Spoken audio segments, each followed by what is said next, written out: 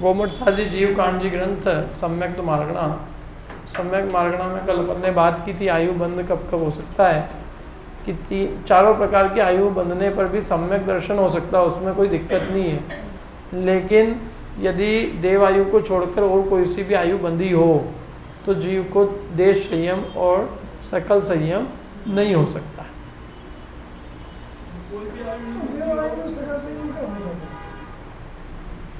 देव आयु को छोड़कर और कोई सी भी आयु बंधी हो तो देश संयम और सकल संयम नहीं हो सकता। देश संयम देव आयु के अलावा और कोई सी भी आयु बंधी हो तो माने मनुष्य आयु, तिर्यंच आयु और नरक आयु यदि बंधी हो तो देश संयम और सकल संयम नहीं होएगा। बंदी हो तो, नहीं बंदी तो कोई बात ही नहीं है।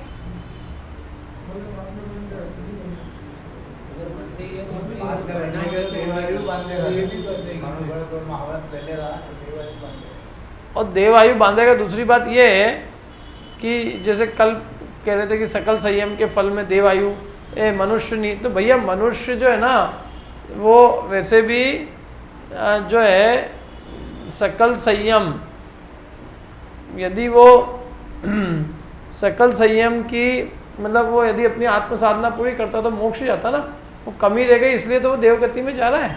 और देवगति पुण्य का फल है तो पुण्य के फल में देवगति जाएगा, वो मनुष्य गति में क्यों जाएगा?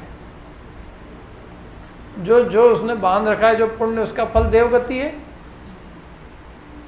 और कोई ऑप्शन ही नहीं है। और वो मनुष्य गति जाके क्या मनुष्य गति यदि उसको आत्म साधना नहीं करनी तो यहीं पूरी कर लेता ना, वो यहाँ अवसर था ही सही, उसको वापिस मनुष्य भेज के क्या कराओगे आप? चलो खैर, देव आयु यदि बंदी हो तो या नी आयु बंदी हो तो देश संयम सकल संयम हो सकता है। लेकिन यदि देव आयु के अलावा 3 आयु बंध गई हो तो देश संयम और सकल संयम नहीं होता है, ये बात है। अब अपन पढ़ रहे हैं सासाधन गुणस्थान का स्वरूप। यद्यपि अपन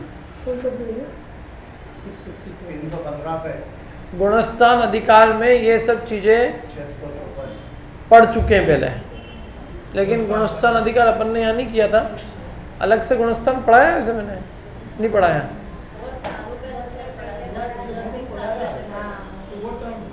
अच्छा वो तो क्या अब जो हो गया सो हो गया, अब कुछ नहीं होएगा। अब गुणस्थान अधिकार अपन ने सबसे पहले इस जीव कांड को जब चालू किया था ऑनलाइन, तब सबसे पहले गुणस्थान अधिकार पढ़ाया था। तो वो चैनल वापस आ गई है तो उस पर से ही पढ़ना पड़ेगा।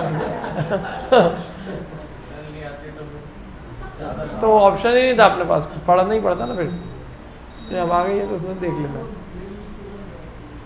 चलो, नयमिच्छत्तम पत्तो सम्मत्ता दो यजोय पड़ी वड़ी दो सुशासनो तिणेयो पंचम भावेन संयुक्तो।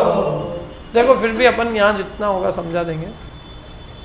नयमिच्छत्तम पत्तो, जो अभी मिथ्यात्व को प्राप्त नहीं हुआ है, और सम्मत्ता दो या जो ये पड़ी वड़ी दो, लेकिन सम्यक से च्युत हो चुका है। सम्यक से तो पड़ी वड़ी दो मैंने गिर गया है ना, लेकिन अभी मिथ्यात्व को प्राप्त नहीं हुआ है। मैंने सम्यक परिणाम तो छूट गए उसके, सम्यक दृष्टि नहीं है वो, लेकिन वो मिथ्या दृष्टि भी नहीं हुआ है अभी। वो जो है ऐसा जीव सो शासनोत्तीर्णेयो, उसको तुम सासाधन जानना। वो सासाधन नहीं हो माने सासाधन रूप में वो जानने योग्य है। क्या वो सासाधन है ऐसा तुम जानो कि वो क्या है? सासाधन गुणस्थान वाला है। तो सासाधन है ना वो, यहाँ भी नहीं मानी तो वो सासाधन गुणस्थान है उसका।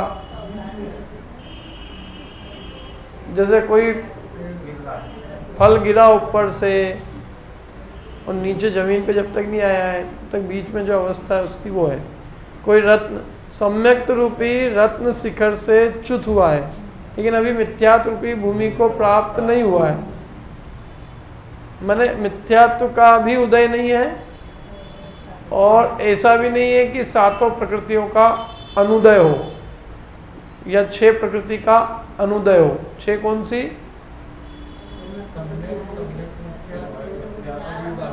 चार अनंतानुबंधी, मिथ्यात्व और सम्यक मिथ्यात्व, ये 6 प्रकृति का अनुदय हो तो भी सम्यक रह सकता है, या सातों का अनुदय हो जाए। तो सातों का अनुदय नहीं है तो कितने का अनुदय है? 6 का भी अनुदय है तो सम्यक दृष्टि है जीव। हाँ, सम्यक प्रकृति के उदय में छल में लगा 6 ऑप्शन सम्यक थे। अनंतानुबंधी का उदय माने ये क्या स्थिति है यहाँ कि दर्शन मोनी का उदय नहीं, 3 का उदय नहीं, 4 का उदय है, 3 का अनुदय, ये ऐसी स्थिति है। मैंने दर्शन मोनी का उदय तो नहीं है लेकिन चाहित मोनी का उदय। पहले गुणस्थान में मिथ्यात्व का उदय, दर्शन मोनी का ही उदय है, लेकिन यहाँ दर्शन मोनी का उदय नहीं है। तो यहाँ किसका उदय? चारित्र मोनी की अनंतानुबंधी प्रकृति का उदय। और अनंतानुबंधी सीधे सम्यक की घातक नहीं है, मिथ्यात्व सीधी सम्यक की घातक प्रकृति है। सम्यक की प्रतिपक्षी प्रकृति कौन है? मिथ्यात्व। तो मिथ्या दृष्टि तब कहलाए जब मिथ्यात्व का उदय आए। अब मिथ्यात्व का उदय तो आया नहीं है तो इसलिए उसको मिथ्या दृष्टि भी नहीं कह सकते, और अनंतानुबंधी का अनुदय नहीं है तो उसको सम्यक दृष्टि भी नहीं कह सकते, क्योंकि सम्यक दृष्टि जीव को अनंतानुबंधी और मिथ्यात्व सम्यक मिथ्यात्व का उदय नहीं होता है, तो उसको भी मिथ्यात्व का तो और सम्यक मिथ्यात्व का तो उदय नहीं है, लेकिन अनंतानुबंधी का है। इसलिए इस जीव को हम सम्यक भी नहीं कह सकते और मिथ्यात्व का उदय नहीं होने से मिथ्या दृष्टि भी नहीं कह सकते। और ये काल बहुत थोड़ा है, ये गुणस्थान का काल सबसे थोड़ा है। इसमें जीव कम से कम समय रहे तो 1 समय और अधिक से अधिक 6 आंवली, उससे ज़्यादा काल नहीं है। 6 आंवली बहुत कम काल है। 1 सेकंड के 1000 करोड़ा कोड़ी, कौन सेकंड के 1000 कोड़ा कोड़ी भाग कर लो तो 1 आंवली होती है बस। कितने? 1000 कोड़ा कोड़ी टुकड़े करो, कितने? संख्यात 1000, 1000 भी नहीं, संख्यात 1000, संख्यात 1000 कोड़ा कोड़ी टुकड़े किसके कर रहे हैं अपन? आंवली के नहीं, कौन सेकंड। कौन सेकंड एक उच्छ्वास कहलाता है, तो एक उच्छ्वास में संख्यात 1000 कोड़ा कोड़ी आंवलियाँ होती है। तो अब ये जो 1 आंवली जितना काल है उसको 6 से गुणा करो, 6 आंवली, तो 6 आंवली इस गुणस्थान का उत्कृष्ट काल है, उत्कृष्ट काल है। इससे ज़्यादा तो ले ही नहीं सकता ये, और कम से कम 1 ही समय है। तो 1 समय तो कोई वस्तु ही नहीं, मतलब बहुत छोटा काल। जीव को ही पता नहीं चले, पता 6 आंवली भी क्या पता चलेगी उसको कब आया इस गुणस्थान में और कब मिथ्यात्व में आ गई। ये जो परिणाम है पूरी तरह से केवल ज्ञान गम्य एकदम। अथवा कोई सर्वावधि मुनिराज हो तो वो भी मतलब कर्म प्रकृतियों के आधार से जान ले एकदम उतने समय की, तो बात अलग है। अन्यथा ये तो बहुत सूक्ष्म केवल ज्ञान गम्य परिणामों की चर्चा है। मोटे मोटे रूप में अध्यात्म 2 ही परिणामों की बात करता है, एक मिथ्यात्व और एक सम्यक, बस। सम्यक दृष्टि और मिथ्या दृष्टि, सम्यक दृष्टि और मिथ्या दृष्टि। और फिर सम्यक दृष्टि होने के बाद में वृत्ति ले ली हो तो देश वृत्ति, महावृत्ति ले ली तो महावृत्ति, और चारित्रमों का उपशम क्षय किया हो तो उपशम क्षपक श्रेणी गुणस्थ, केवल ज्ञान प्राप्त कर ले तो आनंद। ये मोटी चर्चा है। गुणस्थान नहीं पढ़ो आप तो आपको 4-5 चीज़ें दिखेगी इसमें कि भाई एक मिथ्या दृष्टि है, एक सम्यक दृष्टि है, सम्यक दृष्टि होने के बाद में एक वृत्ति है, एक अणुवृत्ति है, एक महावृत्ति, एक अणुवृत्ति है, और फिर उसमें एक उपशम श्रेणी वाला, एक क्षपक श्रेणी वाला, फिर उसके बाद में अनंत हो गए, काम खत्म। मोटा मोटा यही है। गुणस्थान नहीं पढ़े हो जिसने, खैर उसको तो खैर मिथ्यात्व सम्यक भी क्या मालूम, लेकिन फिर भी मोटा मोटा जो जानते तो वो इतना ही है कि मिथ्यात्व, सम्यक्त्व, देश संयम, सकल संयम, और वो जो श्रेणी मानते हैं वो, और फिर केवल ज्ञान होके मोक्ष।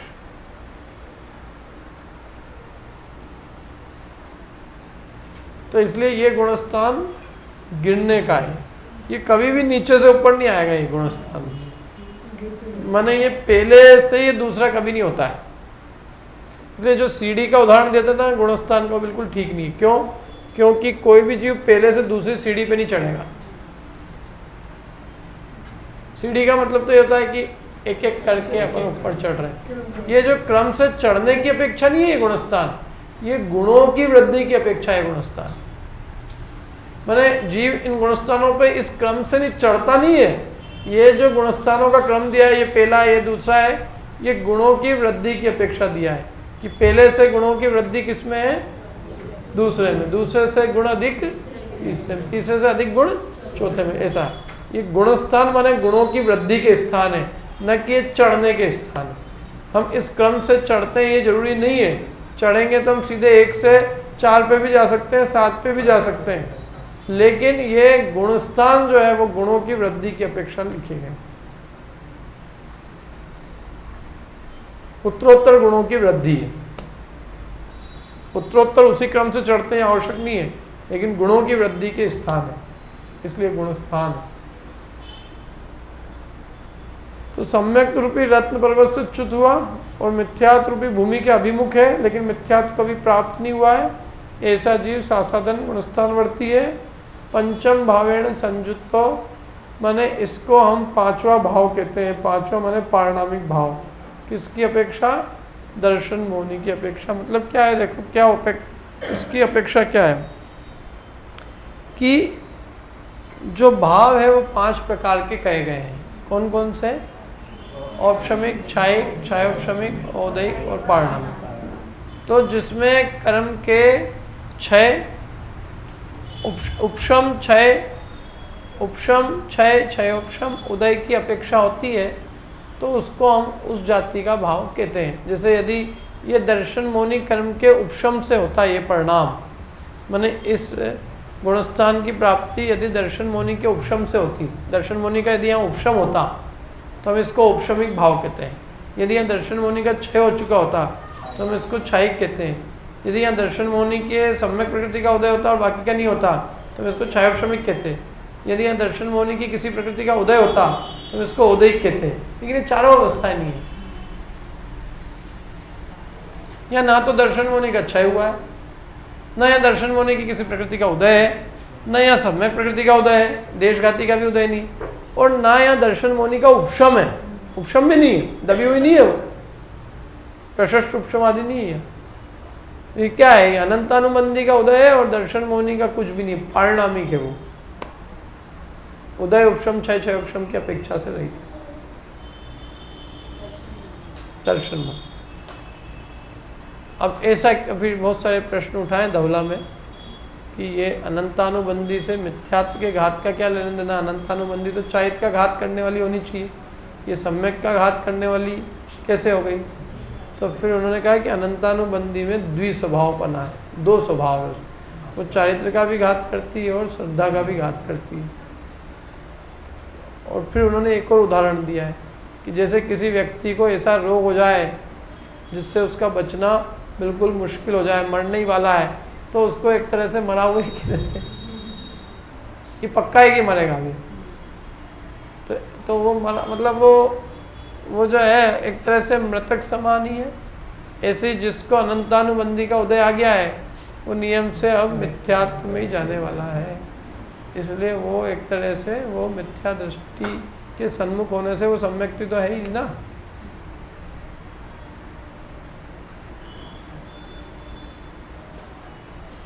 क्या मतलब ऐसा रोग आया, मतलब ये अनंतानुबंधी का ऐसा उदय, यद्यपि अनंतानुबंधी ने सम्यक का घात नहीं किया, लेकिन वो ऐसे रोग के समान है जिस रोग के होने पर नियम से मृत्यु होगी।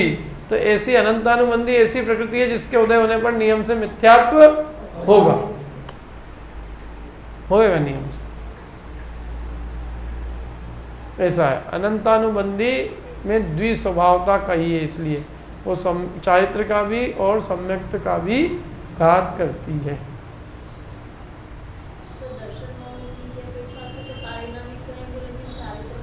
औदैहिक है, औदैहिक।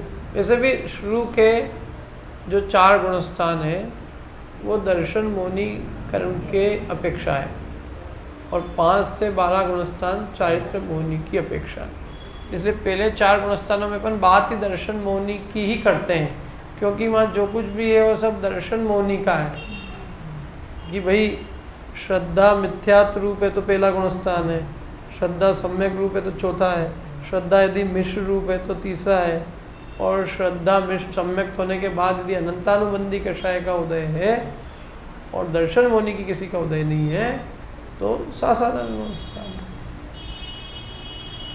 7 प्रकृति ये पूरा खेल उससे चलता है। अनंतानुबंधी 4 और दर्शन मोनी की 3, मिथ्यात्व, सम्यक मिथ्यात्व और सम्यक प्रकृति, जिसमें सम्यक प्रकृति देशघाती है, वो सम्यक का घात नहीं करती, लेकिन सम्यक में चल मल अगाढ़ दोष उत्पन्न करती है।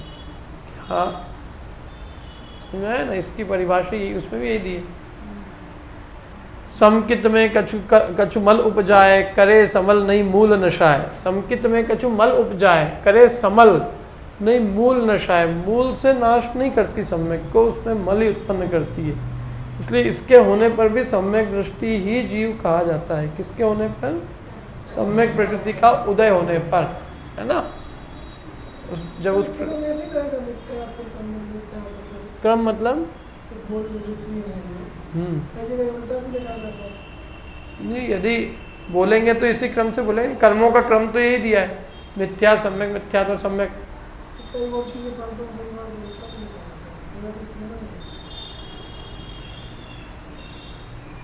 उल्टा उल्टा मतलब पहले सम्यक तो फिर सम्यक मिथ्यात फिर मिथ्यात। अच्छा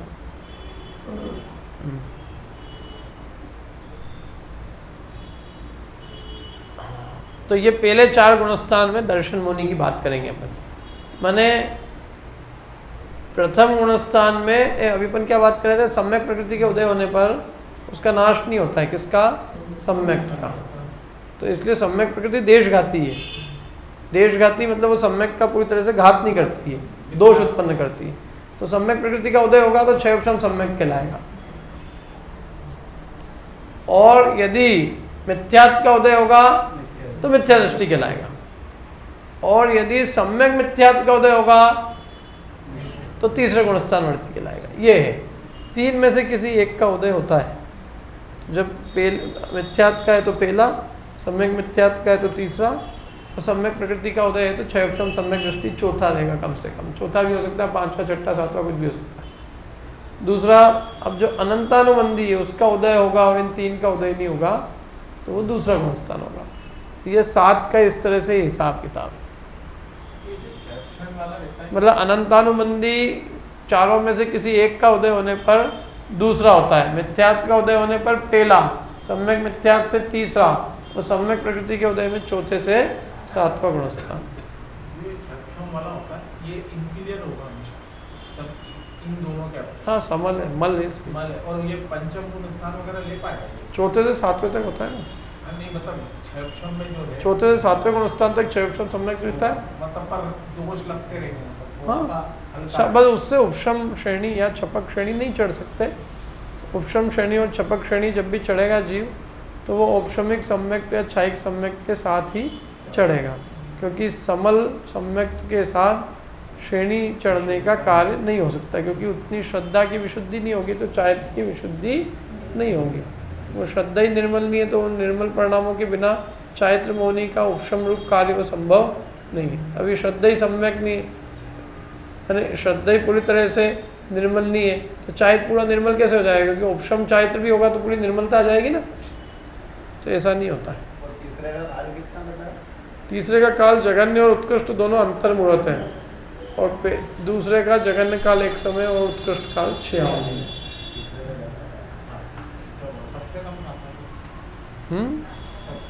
साधन एक समय जघन्य काल है, और दूसरा कोई भी गुणस्थान जो है वो मरण को छोड़ दो तो अंतर्मुहूर्त से कम किसी का काल नहीं है।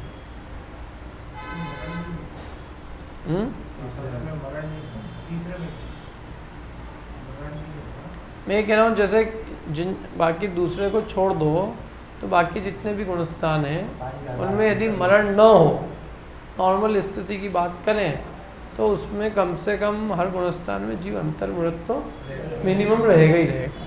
लेकिन दूसरे के अंदर मरण नहीं भी हो तो भी ये हो सकता है कि वो एक समय रहे और वो गुणस्थान को छोड़ दे। मैंने इसका जघन्य काल 1 समय ही है सामान्य परिस्थितियों में भी, मरण की अपेक्षा नहीं, यूँ भी जनरल, और उत्कृष्ट भी होगा तो 6 आंवली होगा। 1 आंवली से अधिक अंतर मुहूर्त में आ जाता है। 1 आंवली के अंदर अंदर का जो काल है वो अंतर मुहूर्त नहीं कहलाता है। एक समय से लेकर असंख्यात समय तक, जब तक आंवली नहीं आएगी तब तक का काल अंतर मुहूर्त नहीं है। अंतर मुहूर्त 1 आंवली एक समय से चालू होती है, तो 6 आंवली मतलब 1 आंवली से 6 आंवली तक का जो काल है वो अंतर मुहूर्त है, उसके पहले का वो अंतर मुहूर्त नहीं कहलाता। तो एक यही ऐसा गुणस्थान है जिसका जगन्य काल ऐसा भी है जिसमें अंतर मुहूर्त नहीं है। बाकी सबके अंदर मिनिमम वो इतने काल रहे, क्योंकि ये तो एकदम उतर रहा है। अगर कोई गिर रहा है तो गिरने वाला आदमी कितनी देर बीच में रहेगा, बहुत कम काल बीच में रहेगा, इसलिए इसका सबसे कम काल का है। बाकी तो जीव जो है थोड़ा समय उस गुणस्थान में रहता ही है। समझ में? सम्यक से मिथ्यात्म में आएगा तो भी मिथ्यात्म में अंतर मुहूर्त रहेगा, 3 करण करेगा तब सम्यक में जाएगा। फिर सम्यक में जाएगा तो वहाँ भी अंतर मुहूर्त रहेगा, फिर मिथ्यात्म में आएगा। तो कम से कम अंतर मुहूर्त काल उन गुणस्थानों में रहते ही। 5वें में भी जाएगा तो अंतर मुहूर्त रहेगा, 6ठे 7वें कोई प्राप्त करेगा अंतर मुहूर्त रहेगा।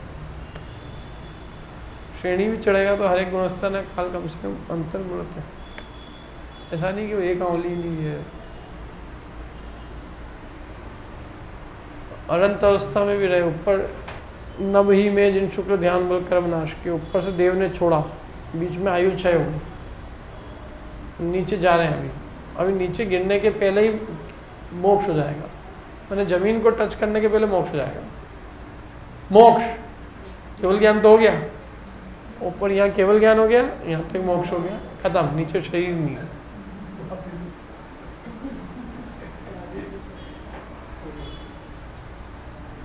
तो भी उसका भी अंतर मुहूर्त काल है कम से कम, तो भी वो 14वें में भी अंतर मुहूर्त रहेगा, 13वें में भी अंतर मुहूर्त रहेगा। जैसे कोई श्रेणी चढ़ रहा है और उसको उसने किसी देव ने उठा के पटक दी, तो वो सब काम होता है उनका, चपक श्रेणी मान लेते हैं वो ऐसी अवस्था में। इसलिए मैंने कहा ना, उनके ध्यान की स्थिरता की जो बात है वो अलौकिक है। आकाश में भी अपने को गिरा दे, कौन सी श्रेणी बढ़ेगी?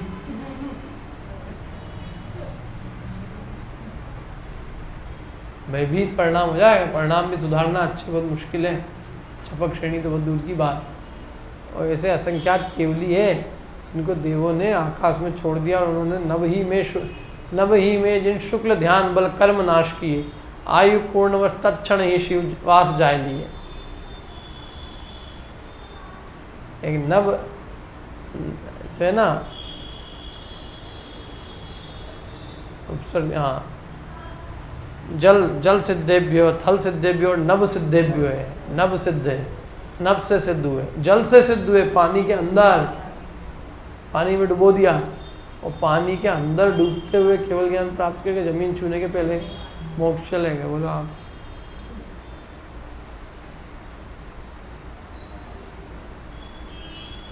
मुनिराज बनने के बाद जो जीव की साधना होती है वो अलौकिक होती है।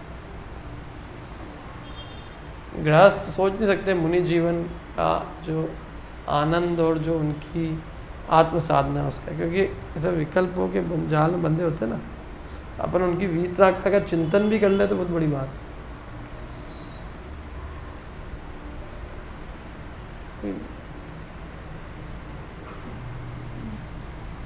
तो ये 4 गुणस्थान की बात करें ना बनना। पहले गुणस्थान का काल कितना है? यदि नित्य निगोध की तरफ से बात करो और अनादि अनंत काल हो सकता है, जो आज तक निगोध से निकले ही नहीं और निकलेगा ही नहीं। जो निकलेंगे उनकी अपेक्षा अनादि शांत है। और जो मिथ्यात्व को नए प्राप्त हुए उनका काल कितना है? जो मिथ्यात्व को नए प्राप्त, नहीं, सादी जो है, सादी शांत है, लेकिन कम से कम काल कितना और उत्कृष्ट काल कितना? एक बार जीव सम्यक को प्राप्त करके मिथ्यात्व में आया, फिर वो मिथ्यात्व में कम से कम कितने काल रहेगा? अंतर्मुहूर्त तो कम से कम, और अधिक से अधिक कुछ कम कुछ कम अर्धोद्गल परिवर्तन काल तक मिथ्यात्व में रह सकता है। उसके बाद वो फिर सम्यक प्राप्त करके मोक्ष चले जाएंगे, लेकिन इतने अधिक काल तक वो मिथ्यात्व में रह सकता है। थ्योरी की बात है, देखो क्या होता है, ये जो चर्चा अपन कर रहे हैं ना, ये अनंतों में एक भी करे तो भी वो कहलाएगा कि इतने काल रह सकता है। ये जनरल रूल नहीं पढ़ रहे हैं अपन की जनरल ऐसा होता है, लेकिन किसी भी जीव की अपेक्षा यदि बात करें कि उत्कृष्ट काल कितना हो सकता है, नाना जीवों की अपेक्षा कोई भी एक जीव हो तो इतना काल हो सकता है, और हो सकता है किसी का होता ही है, किसको मालूम है कौन सम्यक दृष्टि है, कौन आधा पुद्गल परावर्तन वाला है।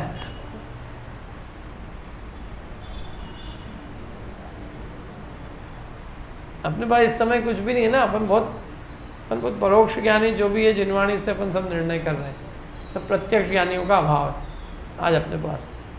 आज अपन न किसी को भेज के विदेश क्षेत्र जाके पूछवा सकते हैं कुछ, न अपने पास अवधि ज्ञानी है, न हमारे पास मना बड़े ज्ञानी है, न रिद्धिधारी है, न विद्याधर है, न कोई देव है हमारा सहाय। हम जो भी है हम अपने आप से और अपने ट्राई कर रहे हैं अपन वस्तु स्वरूप को समझने का, दुनिया को, छह द्रव्य सात सब चीज़ों को समझने की कोशिश करें। क्या है संसार, गतियाँ क्या है, गतियों की व्यवस्था क्या है, गुणस्थान, अपने पास यही सब साधन है। और ये भी नहीं होते तो अपन क्या करते, इससे परोक्ष रूप से सब बताया। देखो आगे बढ़ता हूँ। जो जीव सम्यक से तो च्युत हो गया है किंतु मिथ्यात्व को प्राप्त नहीं हुआ है, उसको शासन कहते हैं, साधन कहते हैं। पूरा नाम इसका क्या है? साधन। आसाधना माने विराधना की, विराधना सहित जो है वो साधन है। स प्लस आसाधन इज इक्वल टू साधन। स माने सहित और आसाधन माने विराधना। तो सम्यक की विराधना सहित जो जीव है वो साधन गुणस्थान। इसका पूरा नाम ये भी है साधन सम्यक्त, क्योंकि इसने सम्यक्त की आसाधना सहित है, इसलिए इसका पूरा नाम साधन सम्यक्त भी कहते हैं। शॉर्ट नाम सासम। यह जीव दर्शन मोनि की अपेक्षा पांचवें पारणामिक भाव से युक्त होता है। ये करणानियोग की अपेक्षा है, ये अध्यात्म की अपेक्षा वो जीवत्व, भव्यत्व और अभव्यत्व वाला पारणामिक भाव नहीं है। ये तो इस बात को बता रहे हैं केवल कि दर्शन मोनि का उदय उपशम क्षय उपशम नहीं है, बस।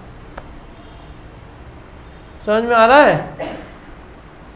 ये सब मैं जो बोल रहा हूँ ना, ये सब शास्त्रीय शब्द बोल रहा हूँ मैं। एक भी अभी बस ये थोड़े दिन में ख़त्म हो रहा है, फिर जो भी मैं बोलूँगा सब ऐसे बोलूँगा बिल्कुल चालू भाषा में। मैं सुबह जो बोलता हूँ, सुबह मेरे को एक भी मैं शास्त्रीय शब्द नहीं बोल सकता, क्योंकि जो मैं बिल्कुल सिंपल भाषा में बोल रहा हूँ वो भी लोगों के भेजे में मेरे को घुसेड़ना मुश्किल पड़ रहा है। क्या इतनी सी बात मेरे को मुश्किल पड़ रही है कि वपु, धन, ग्रह, पत्नी, पुत्र, मित्र, शत्रु, ये सब आत्मा से भिन्न है। अब बोलो आप, मैं कहाँ पढ़ रहा हूँ? मेरे को समझ में आ गई कि दुनिया की क्या स्थिति है। ये चीज़ गले नहीं उतर रही है। और कैसे नहीं है, व्यवहार से तो अपने है ही, अपन ऐसे कैसे ज्ञान करेंगे? बोलो, इतनी मुश्किल है संसार। और ऐसे क्वेश्चन ऐसे आते हैं बिल्कुल जिसका कोई सिर है ना पैर है। व्यवहार से तो इनको अपना मानना ही पड़ेगा। मन मानो, व्यवहार से क्या मानो?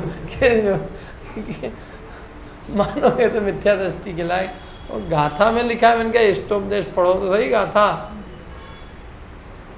वपुर ग्रहम धनम दारा पुत्रा मित्राणि शत्रव सर्वथा अन्य स्वभावानी मूढ़ स्वानी प्रपद्यते, ये लिखा है यहाँ। पर ऐसे सब नहीं है, एक आध दो जने हैं, दो चार जने, बाकी तो सब लोग ने मान लिया सब। एक आध दो जने, तो इनको यही पक्ष है कि नहीं।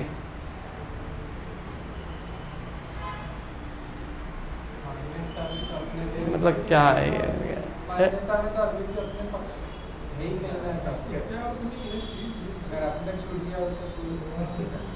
मूड इन्हें अपने मानता है तो कहते नहीं, क्या गलती है उसमें? व्यवहार से तो अपनी है ना, कोई ऐसा तो ही नहीं कि माँ को छोड़ देंगे। मैंने कहा तुम्हें कहाँ कह रहा हूँ छोड़ दो तुम माँ को, मेरे को ये पढ़ाना तो ही नहीं है। अपना मानना छोड़ने की बात है, लेकिन वो बात उनके चित्त को स्वीकार नहीं हुई।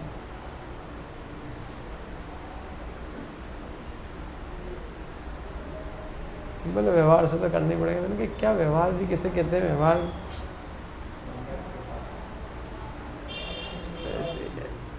जो जितना, पर फिर भी समझ रहे हैं ऐसा नहीं है।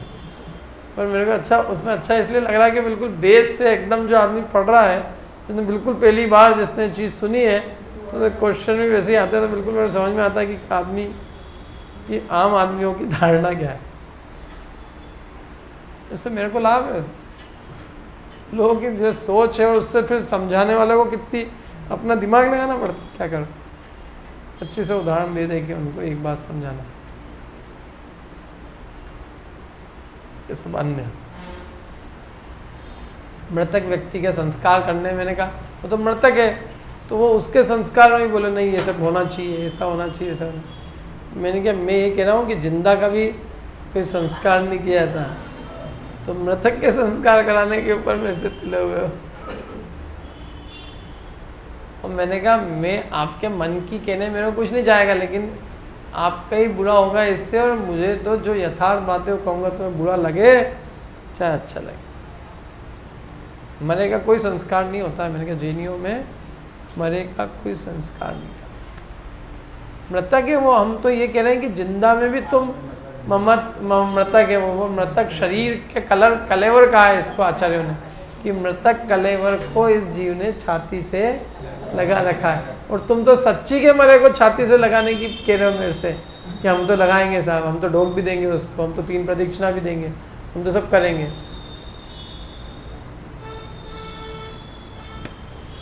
क्या बोला फिर एक जने ने समझा दिया किरण में कि ये सब मोह है। बोले नहीं पिताजी का ऐसा नहीं करेंगे, अपन बड़े लोगों के गुण तो याद करते हैं। तो बोले पिताजी कौन से गुण याद कर रहे हो? सब मोह ही है उसके अंदर और कुछ नहीं है।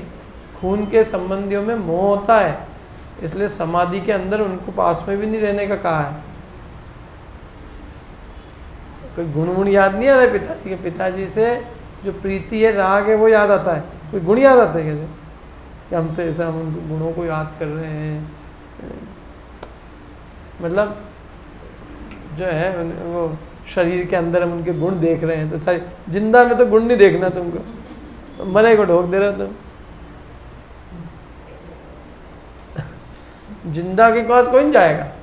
पिताजी जिंदा होते ना तब देखना आप के मर जाते बेचारे। पानी पिला दो बेटा, थोड़ा इधर आ जा, दवाई दे दे, अभी इनको गुण देखने उनके मरे के। बातें लोगों की सुनते रहो आप। अपना जो अंतरंग की जो मान्यता है ना, वो मान्यता जरा सी भी हिलती हुई दिखती है तो आदमी को एकदम अंतर से वो उसको बड़ी वो हो जाती है, एकदम उसको बहुत ही आकुलता हो जाती है कि ऐसा कैसे, ऐसा तो सब करते ही, अपने को तो ये सब करना ही है, ये तो जीवन है। क्या मिथ्या मान्यता है। इसलिए मेरे को समझ में आया कि मिथ्या मान्यता सही में तोड़ना कितना मुश्किल है। सब कुछ तोड़ सकता आदमी, लेकिन ये बात सुनते बौखला जाता वो, एकदम बौखला का ये कैसे, ये कैसा नहीं, ऐसे ऐसे सही नहीं है। अपने व्यवहार से तो अपने ही व्यवहार से अपने कहे जाते हैं नहीं। बोले नहीं व्यवहार से अपने हैं, मैंने कहा अपने नहीं है, अपने कहे। हाँ तो कहे जाते तो अपने ही तो है। अरे ये तो नहीं, व्यवहार से अपने हैं, निश्चय से अपने नहीं है। ये क्या दो होते हैं क्या? वो है ही नहीं अपने वास्तव में। अपने तो केवल वो कहने के लिए लौकिक दृष्टि से कहे जाते हैं। ये बात बहुत मुश्किल है। नए नहीं समझे हो ना तो ये खोपड़ी में बैठना ही मुश्किल है। ये व्यवहार नहीं, ये कह रहा है कि केवल आप कहो, मानो मत। और वो कह रहे हैं हम तो मानेंगे भी और कहेंगे भी। तो इनका करो, तुम मानोगे तो मिथ्या दृष्टि रहोगे। लिखा है शास्त्रों में, देह जीव को एक गिने भैरातम तत्व मुदाय। तो आग्रह है। अच्छा क्या है, एक तो बहुत सारी बड़ी प्रॉब्लम क्या है कि यदि वक्ता के प्रति श्रद्धा नहीं होना तो आदमी को ग्रहण करना भी मुश्किल है। ये मैंने देख लिया अनुभव की बात, क्योंकि वो बच्चे सोचता रहे ये तो ये निश्चय। अभी मैंने कहा अभी तो निश्चय नहीं, बता ही नहीं रहा हूँ मैं अभी। तो खोपड़ी तुम्हारे चालू होती ना, मतलब वो श्रद्धा से। मैंने कहा तुम इष्टोपदेश सुनोगे तो तुम्हारे को अंदर में घुसेगा, और तुम इस पे पहले से ही कि नहीं अपन ध्यान रखना है अपने को कि कुछ भी इधर उधर की ऐसी नहीं आ जाए जो तो ऐसी वो वैसी ही सुनाएंगे जो कि तुम्हारी उल्टी मान्यता, उनको तोड़ने की बात ही सुनाएंगे हम तो। हमारे मुख से तो वो ही निकलेगी। क्या क्यों? क्योंकि वो बात जो सच है वो हितकारी बात नहीं बताएंगे यदि, और तुम्हारी बातों का पोषण करें। मैंने कहा मेरे को कुछ नहीं जाता है, मेरा क्या जाएगा, मैं तो कर दूं। लेकिन तुम्हारा कितना अहित होगा ये सोचो, और ये जिनवाणी अपन छोड़ के और अपन एक दूसरे को प्रसन्न करने में लग जाएंगे। किसी दूसरे के बुरा होने और ये उसके नाराज नहीं हो जाए, इसकी चिंता से हम जिनवाणी कैसे छोड़ देंगे। और तुम खुद सोचो, इससे तुम्हारा हित है। जो बात कह रहे ना, जो तुम्हारी मान्यता के विरुद्ध है, वही तुम्हारे लिए हितकारी है। ये नहीं है पुत्र मित्र आदि कोई नहीं है ये। और उसमें एक्चुअल में गाथा में था, तो मैंने वापस से 3 बार वो गाथा पढ़ो। मैंने गाथा पढ़ो, हिंदी पढ़ो, इस वाली किताब से पढ़ो, इससे भी पढ़ो, इससे भी पढ़ो। पढ़ो इसमें क्या लिखा है भाई। मेरी तो है ही नहीं। उसमें लिखा है मूढ़ स्वानी प्रपद्यते, मूढ़ इन्हें अपना मानता है। मूढ़ का अर्थ बोलो क्या है? मूढ़ का अर्थ क्या? तो तुम सब जो जिसके ऊपर लड़ाई कर रहे हो ना मेरे से, तो तुम ये कह रहे हो कि हम सब मेरे से लड़ रहे हो यार। मेरा क्या जाएगा? तुमको यहाँ जिनवाणी ये कह रही है कि मूढ़ स्वानी प्रपद्यते, मूर्ख इन्हें अपने मानता है। उनको इष्टोपदेश की परवाह नहीं है, अपनी मान्यता की ज्यादा परवाह है। तो इसलिए तो मैंने कहा किताब से पढ़ो ना। नहीं, पर उसमें कोई सी भी जिनवाणी हो, कहीं की भी हो, वो बिल्कुल हिंदी शुद्ध अर्थ वही करेगी। मूढ़ स्वामी प्रपद्यते का अर्थ होता है मूढ़ इन्हें अपने मानता है। चाहे ब्राह्मण का पंडित भी बुला लो और उससे भी पूछ लो इसका हिंदी अर्थ क्या होता है। मतलब ये कोई भाई मूढ़ स्वामी प्रपद्यते गूगल पर डाल दे। मैं क्या कह रहा हूँ, गूगल पर डाल, इसका क्या लिखा अर्थ है। वो जो गाथा मैंने बोली है पूज्यपाद स्वामी की, पहले तो तुम सब ग्रंथों से मिला लो, मैंने कहा उसमें कुछ है। अब उसके बाद तुम इसको गूगल पर डालो और उसका अर्थ निकालो, और फिर ये सोचो कि मैंने जो बोला है वो यही बोला है कि कुछ और बोला है। मेहनत भी नहीं करना है, मतलब कोई मैंने कहा कहीं भाई मैं कुछ तो अपन व्यवस्थित बात करो ना।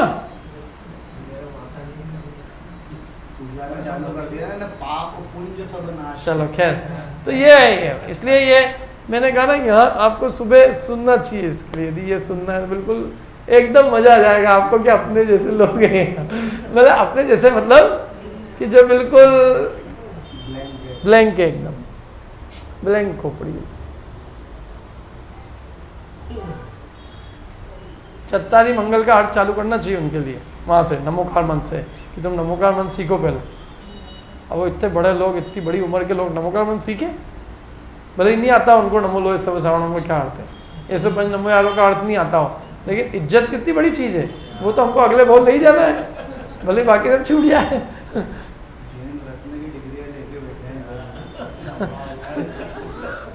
क्या है, क्या मतलब एक बहुत ही विचित्रता है। हिंदी पढ़ो क्या है। देखो अगली गाथा, ठीक है। अब ये थोड़ा बहुत आप मेरे को, मयूर जी थोड़ा बहुत मेरे को माफ़ करना है। अब ये जो भी है इसमें मेरे को इसमें से ही पढ़ना पड़ेगा, क्योंकि कारण ये है कि ये पूरी टेक्निकल लैंग्वेज है, पूरी गुणस्थान की भाषा ही टेक्निकल है पूरी। सद्दणम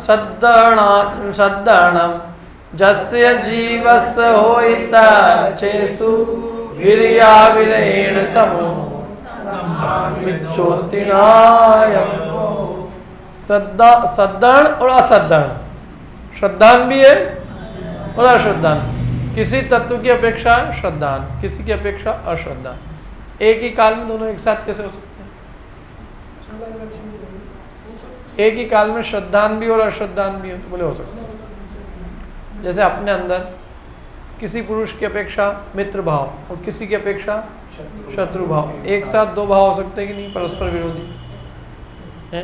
किसी महिला को अपनी सास के प्रति, माँ के प्रति मित्रता का भाव और सास के प्रति हो सकता है, एक साथ हो सकता है।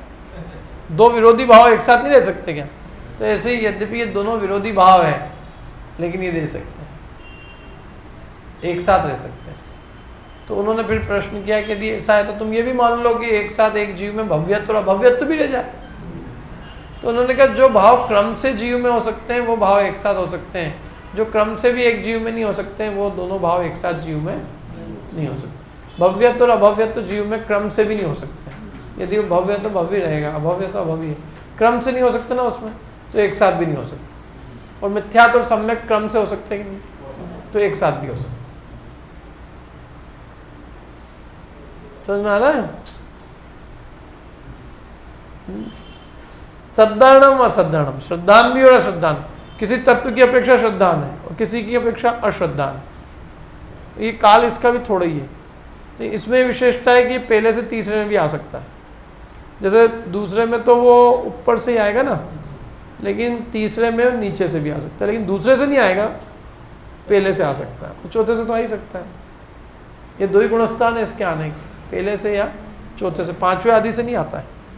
पांचवें से सासाधन में आ सकता है, लेकिन पांचवें से इसमें नहीं आता है। पांचवें छठे से सासाधन में आ सकता है, लेकिन पांचवें छठे से तीसरे में नहीं आता है। तीसरे में नहीं, क्यों कहना चाहिए, तीसरा वाला पांचवें छठे में नहीं जा सकता है। तीसरा वाला पांचवें छठे में नहीं जा सकता है। पहला वाला तीसरे में जो जाएगा, मतलब वो नीचे से तो पहले से तीसरे में आएगा, और तीसरा वाला ऊपर जाएगा तो वो चौथे तक ही जाएगा, पांचवें छठे में नहीं जाएगा। और तीसरा वाला पहले में भी जा सकता है।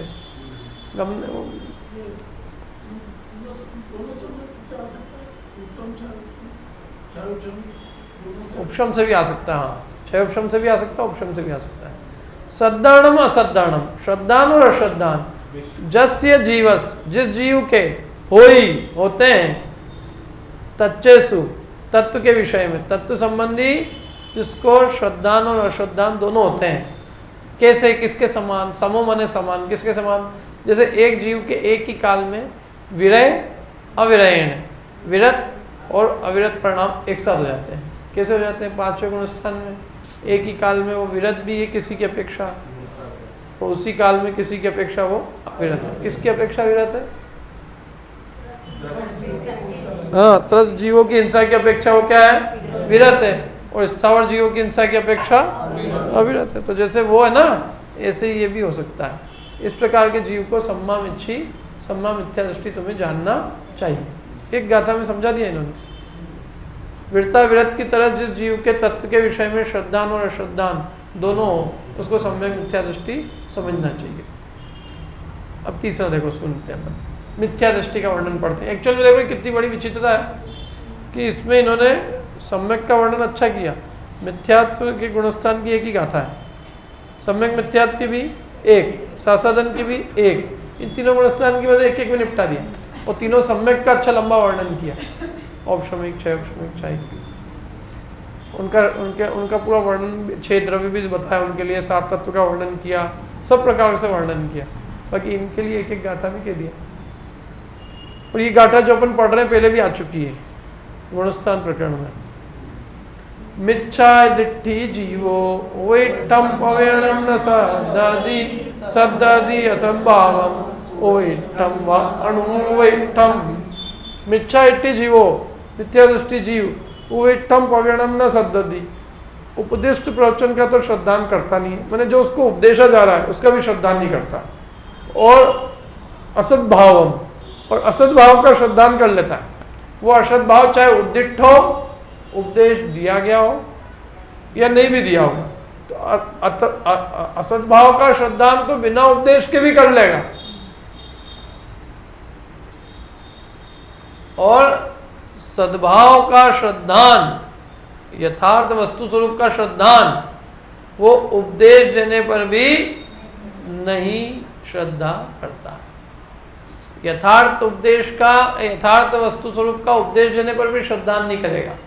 और मिथ्यात्व का किसी ने कुछ उसको नहीं भी कहा हो तो भी उसका श्रद्धान कर लेगा। और किसी ने मिथ्यात्व रूप उपदेश दिया हो तो उसका भी कर लेगा। और बिना उपदेश के भी मिथ्यात्व रूप श्रद्धान कर लेगा। लेकिन वस्तु स्वरूप का यथार्थ उपदेश भी वो श्रद्धान नहीं करता है। मिच्छा दिट्ठी जीवो उदिठम, उदिठम माने जिनेन्द्र भगवान के द्वारा उपदिष्ट पवीणम प्रवचन का न सद्धि, श्रद्धा नहीं करता है। सद्धि असद्भावम, असद्भाव का ही श्रद्धान करता है। उविष्ठम व अणुविष्ठम, उपदिष्ट हो चाहे वो अनुपदिष्ट हो, लेकिन असद्भाव का श्रद्धान कर लेगा। मिश्र में जब जाता है तो मतलब पहले एक बार सम्यक दृष्टि होना जरूरी है। 100%। कोई भी अनादिकालीन मिथ्या दृष्टि पहले औपशमिक सम्यक को प्राप्त करता है, उसके बिना और कोई गति नहीं है उसकी। जो जीव जिनेन्द्र देव के कहे हुए, इसके पहले का पढ़ लिया था ना बनने, जो जीव जिनेन्द्र देव के कहे हुए आप आगम पदार्थ का श्रद्धान नहीं करता, किंतु कुगुरुओं के कहे हुए, या तो उनके कहे हुए या उनके बिना कहे हुए भी मिथ्या आप्त आगम और पदार्थ का श्रद्धान करता है, उसको क्या कहते हैं? मिथ्या दृष्टि कहते हैं। बिना कहे भी, मतलब कुगुरु ने नहीं भी कहा हो तो भी कर लेंगे, उसकी खोपड़ी ऐसी चलती है ना, क्या करो, कहे नहीं कहे, उनकी तो बुद्धि ऐसी ही है। क्या बच्चों को कौन कहता है विपरीत श्रद्धान करने की, लेकिन वो अपने बिना उपदेश के ही वे विषय कषाय के संस्कार होते कि नहीं होते हैं? हर एक के होते हैं, कोई ने उपदेश नहीं दिया, नादि संस्कार वश है। और किसी को समझ लो कोई कुगुरु के मिल गए तो कुगुरु के निमित्त से वो कुदेव कुगुरु को शास्त्र आदि का श्रद्धान कर लेता है, मिथ्या आप्त आगम, उल्टी बातें सीख लेता है, तो उन सबको क्या कहते हैं? मिथ्या दृष्टि। और इनको फिर उपदेश देते हैं, वो नहीं ग्रहण करेंगे। भगवान जिनेन्द्र के उपदेश प्रवचन का तो श्रद्धान नहीं करते हैं, और मिथ्यात्व का मतलब कुगुरु के द्वारा बताए गए मिथ्या आप्त आगम पदार्थ का श्रद्धान करते हैं, उसको मिथ्या दृष्टि कहते हैं।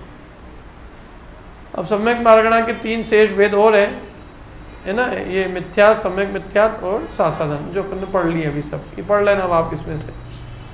मिथ्यात्व कौन है? अतत्व श्रद्धान, इसमें मिथ्यात्व का उदय है।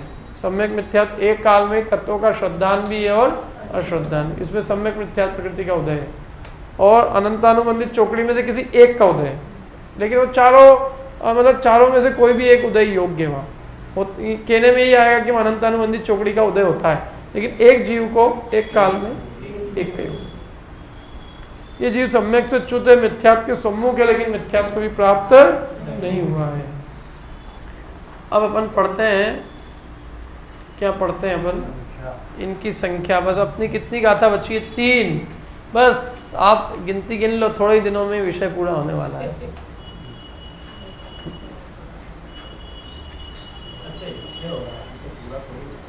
ये गाथा, ये मार्गणा पूरी हो जाएगी, फिर तो कुछ भी नहीं है। संगी आरक और फिर 2 चैप्टर है, पूरा हो जाएगा। इसलिए जिन जिन को भी ये इससे अभी हो जाएगा, इसलिए चिंता मत करो। वासपुदत्ते खैया संख्यजा जय हवंति सो हम में तो संक पलट दिए केवड़िया एव मणु पादे। वास दत्ते खैया, वर्ष पृथुकत्व में क्षायिक सम्यक दृष्टि पृथुकत्व वर्ष में संख्यात पैदा होते हैं। सोधर्म ईशान स्वर्ग में क्षायिक सम्यक दृष्टि वर्ष पृथुकत्व में संख्यात उत्पन्न होते हैं। तो संख्यात पल्ल की स्थिति में कितने उत्पन्न होंगे, इसका त्रैराशिक कर लो तो क्षायिक सम्यक दृष्टि जीवों का प्रमाण निकलता है। क्योंकि बहुधा क्षायिक सम्यक दृष्टि कल्पवासी देव होते हैं, और कल्पवासी देव बहुत करके सोधर्म ईशान स्वर्ग में। सब मैंने कहा ना, सम्यक दृष्टियों की सारी भीड़ आपको देखनी है तो आप एक ही जगह जाना, बस सोधर्म ईशान। बाकी जगह जीव कम है। वैसे तो सर्वार्थ सिद्धि में भी है सब सम्यक दृष्टि, अनुत्तरों में भी है, लेकिन जीव जरा से 100% सम्यक दृष्टि भले ही वहाँ, लेकिन वहाँ जीवों की संख्या कम है। और यहाँ जीव बहुत है, यद्यपि इनसे भी अधिक भवनवासी व्यंतर ज्योतिषियों में है, लेकिन उनमें फिर भी सम्यक दृष्टि कम है। और इनमें उन तीनों की अपेक्षा जीव कम है, और ऊपर वालों से तो जीव ज़्यादा है, लेकिन फिर भी इनमें सम्यक दृष्टि ऊपर वालों की अपेक्षा, इनकी अपेक्षा करो, भवनवासी व्यंतर ज्योतिषी की अपेक्षा बहुत है। माने भवनवासी व्यंतर ज्योतिषियों में जीव बहुत होने पर भी सम्यक दृष्टि बहुत थोड़े हैं, और इनमें जीव उनकी अपेक्षा बहुत कम होने पर भी सम्यक दृष्टि बहुत थोड़े।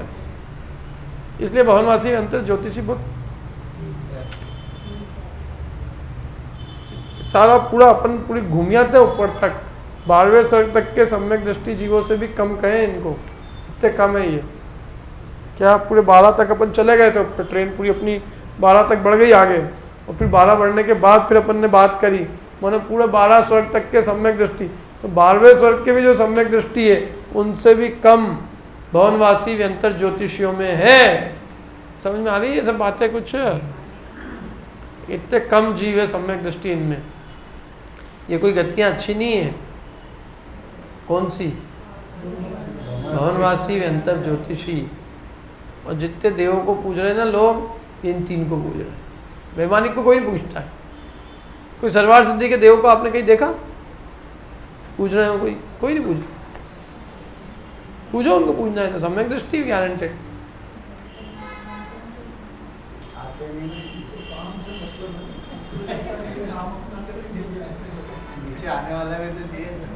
काम तो देखो एक्चुअली पुण्य का उदय करता है, ये मिथ्या धारणा है। यदि देखो कोई काम है किसी का तो काम है ही क्यों? यदि पाप का उदय नहीं होता तेरे को तकलीफ ही क्यों होती? बता दो। वो आएंगे और फिर तेरा निपटारा करेंगे, तो तेरे यदि इतना ही होता तो वो तकलीफ होने नहीं देते ना। और वे कहाँ आते हैं इस काल में? और उनको भी ज्ञान हो, अवधि ज्ञान, तेरे से राग हो, उनकी कषाय इतनी मंद हो, बहुत सारी बातें कहाँ आ रहे हैं किसी के। इसलिए उनको अपने हिताधिक का कर्ता मानना है भ्रम है। अपना पुण्य पाप का उदय होता है, उससे अपना हिताहित होता है, और उनको हिताहित का कर्ता मान के उनकी पूजा आदि करना, इससे कोई सिद्धि नहीं है। अपने अपने लोगों ने देवी देवता स्थापित कर रखे ये, और उनके नाम भी नहीं मिलते कईयों के, तो शास्त्र में ये स्थिति। त्रिराशिक कर लो, इससे इतने तो इससे इतने। 100 में यदि 10 नींबू आते हैं, 100 रुपये में 10 नींबू, तो 40 रुपये में कितने नींबू आएंगे? 4 ही आएंगे बस। इक्वेशन। हाँ बस इक्वेशन है वो। भागाकार समझाया था ना सर? भागाकार बड़ा था ना, मतलब असंख्यात इंटू असंख्यात इंटू संख्यात से बढ़ गया था ना। आनस प्राण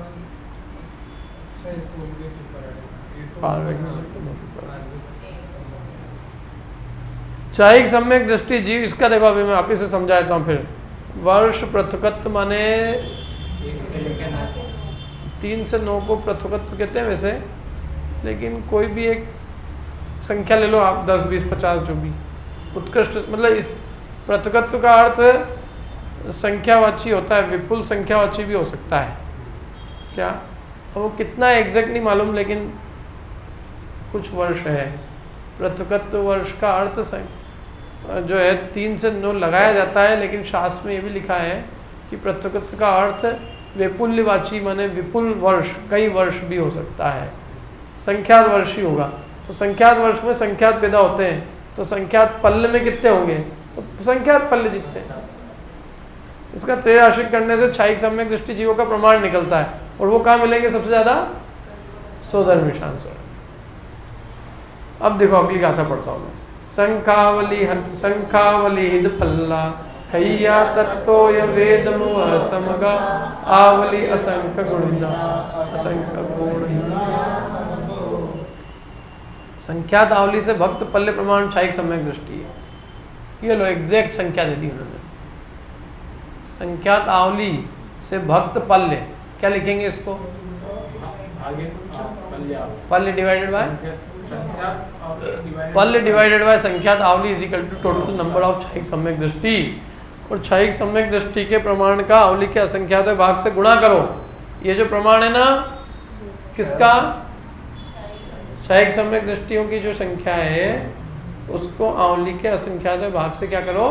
गुणा करो। जो प्रमाण हो उतने कौन है? उतना ही वेदक सम्यक दृष्टि जीवों का प्रमाण, माने क्षयोपशम सम्यक दृष्टि जीवों का प्रमाण है। और क्षयिक सम्यक दृष्टि जीवों के प्रमाण से भी असंख्यात गुणाहीन उपशम सम्यक दृष्टि जीवों का प्रमाण। ऐसा है, माने सबसे ज्यादा कौन है? क्षयोपशमिक। क्षयोपशमिक सबसे ज्यादा है। सबसे कम कौन है? औपशमिक। ऐसा है, औपशमिक सबसे कम है क्योंकि इनका काल सबसे थोड़ा है। उससे अधिक काल क्षयिक का है, उससे अधिक काल क्षयोपशमिक का। क्षयोपशमिक का उत्कृष्ट काल 66 सागर, और इनका कुछ अधिक 33 सागर, और इनका अंतर्मलत। तीसरी गाथा 659 लास्ट गाथा इस पूरी। कल से अपन दूसरा विषय ले लेंगे। पल्ला संख्य जदिमा सासण मिच्छाय संख्य गुणिताहु निस्साते संसारी पल्ला असंख्य जदिमा सासण मिच्छा। पल्ल के असंख्यात है भाग, सासादन मिथ्या दृष्टि, सासादन सम्यक दृष्टि मतलब सासादन गुणस्थान वर्ती जीव है। और मिच्छा, मिच्छा माने मिश्र, इनसे संख्य गुणिता संख्यात गुणा है।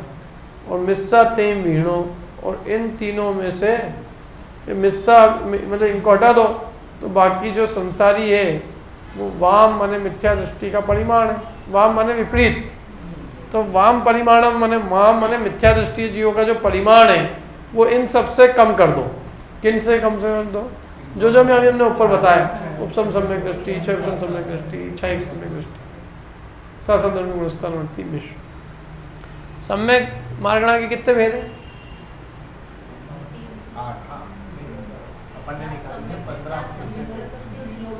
सम्यक मार्गणा के कभी आपसे पूछे परीक्षा में कि सम्यक मार्गणा के कितने भेद हैं? कौन से 6? प्रकृति नहीं है, प्रकृति नहीं है, प्रकृति नहीं है। अरे नाम क्या है 6 के बताओ? 1 सेकंड।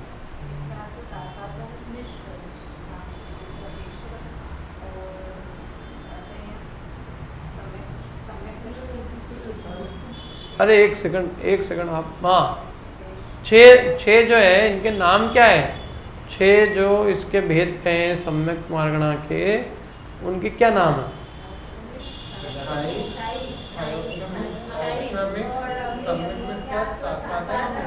ये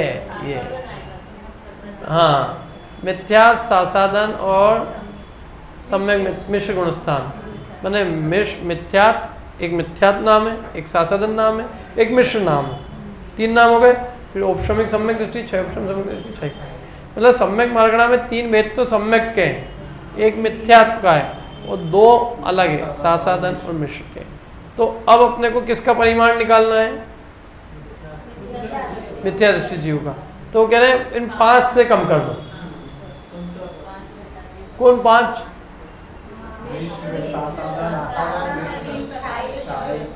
इनका किस में से घटा दो? टोटल संसारियों में से इनको घटा दो, क्योंकि जितने भी सिद्ध भगवान है तो सब क्षयिक सम्यक दृष्टि, तो इनको सबको संसारियों में से घटा दो। किनको? इन 5 जीवों को। इन 5 की टोटल संख्या को कुल संसारी जीवों की संख्या में से घटा दो तो कौन मिल जाएंगे? मिथ्या दृष्टि का प्रमाण। ठीक है। तेहिम विहीणो संसारी वाम परिमाणम, इनसे रहित जो संसारी जीव है वो मिथ्या दृष्टियों का परिमाण है, संसारी मिथ्या दृष्टियों। पल्ल के असंख्यात भाग प्रमाण सासादन सम्यक दृष्टि जीव, और इनसे संख्यात गुणे मिश्र जीव है। तथा संसारी जीव राशि में से क्षयिक, औपशमिक, क्षयोपशमिक, सासादन, मिश्र, इन 5 प्रकार के जीवों का प्रमाण घटाने से जो शेष रहे उतना ही मिथ्या दृष्टि जीवों का प्रमाण। ये हो गया अपना पूरा। पूछना हो इसको कुछ पूछ लो, सब लिखा है देखो यहाँ। क्षयिक सम्यक दृष्टि, कुछ अधिक सोदर विषांत स्वर्ग के सम्यक दृष्टि। सोदर विषांत स्वर्ग के सम्यक दृष्टि जो है ना उससे उससे अधिक होंगे। हाँ, माने कुछ अधिक सोदर में ईशान स्वर्ग के क्षयिक सम्यक दृष्टि लिखना चाहिए यहाँ। क्षयिक सम्यक जीव की संख्या है ना, 1 मिनट इसको भी एक पेंसिल से मार्क कर दो। क्या आना चाहिए यहाँ पे? कुछ अधिक सोदर ईशान के क्षयिक सम्यक दृष्टि, सम्यक दृष्टि नहीं, क्षयिक सम्यक दृष्टि, क्षयिक आना चाहिए था।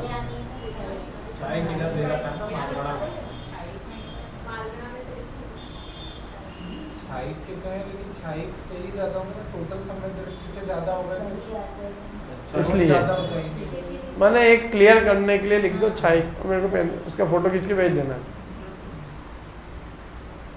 लिख दिया? कहीं भी पेन से लिख के फोटो खींच के कोई भेज देना, एक जना कोई भी। क्या कह रहा हूँ मैं? कुछ अधिक सौधर्म ईशान के क्षयिक सम्यक दृष्टि, ये आना चाहिए था मेरे हिसाब से। अब वहाँ पृथकत्व वर्ष में संख्यात पैदा होते हैं तो संख्यात पल्ल में कितने होंगे, ये उसका फार्मूला दिया है, संख्यात डिवाइडेड बाय पृथकत्व वर्ष इंटू संख्यात पल्ल, तो ये इतना आ जाएगा, ये संख्यात बटा संख्यात आंवली इंटू संख्यात पल्ल इज इक्वल टू पल्ल बटा संख्यात आंवली। ठीक है, क्षयक्षम सम्यक दृष्टि इससे आंवली के असंख्यात में भाग गुणा किससे, क्षयिक सम्यक दृष्टि से आंवली के असंख्यात में भाग गुणा अधिक क्षयक्षम सम्यक दृष्टि जीव है, और क्षयिक सम्यक दृष्टि का असंख्यातवा भाग उपशम सम्यक दृष्टि है, और सासाधन सम्यक की संख्या फिक्स है, पल्ल का संख्यातवा भाग, सम्यक मिथ्यात्व भी फिक्स है, सासाधन के संख्यात गुणा, सासाधन गुणस्थानवर्ती जीवों के संख्यात गुणा जो है ये सम्यक मिथ्यात्व, मिथ्यात्व जितने भी इनमें से पांचों को घटा दो, सारे संसारियों में से पूर्वक 5 राशियां घटा दो, तो जितने भी रहेंगे वो सब कौन है, मिथ्यात्व। कितने वो, अनंत अनंत। उपशम सम्यक दृष्टि से असंख्यात गुणा क्षयिक है, और क्षयिक से असंख्यात गुणा क्षयक्षम सम्यक दृष्टि। इस प्रकार भी अपनी सम्यक मार्गणा पूरी हुई। अब तो 2 सरल सरल छोटी छोटी सी मार्गणा, 4 गाथा संगी मार्गणा में और 8 गाथा आहार मार्गणा में, 14 मार्गणा पूरी हो जाएगी। फिर 5 गाथा में उपयोग, अंतर्भाव अधिकार है बड़ा, अंतर्भाव अधिकार में मजा आएगा आप लोगों को। ये चाहूँ मैं ना तो ये महीनों चला सकता हूँ अंतर्भाव अधिकार, लेकिन मैं नहीं करूँगा ऐसा, क्योंकि इसमें एक्सरसाइज है, पूरा पूछने का है आप लोगों से, जो अपन ने पढ़ा है वो उसमें एक्सरसाइज है। क्या हर एक चीज़ का एक्सरसाइज है, मतलब ये अपन ने जो अब तक समझा है तो उसकी उन्होंने प्रश्न टाइप बना रखे हैं और आलाप अधिकार भी ऐसे ही है, ये दोनों एक्सरसाइज रूप में है। ठीक है, चलो।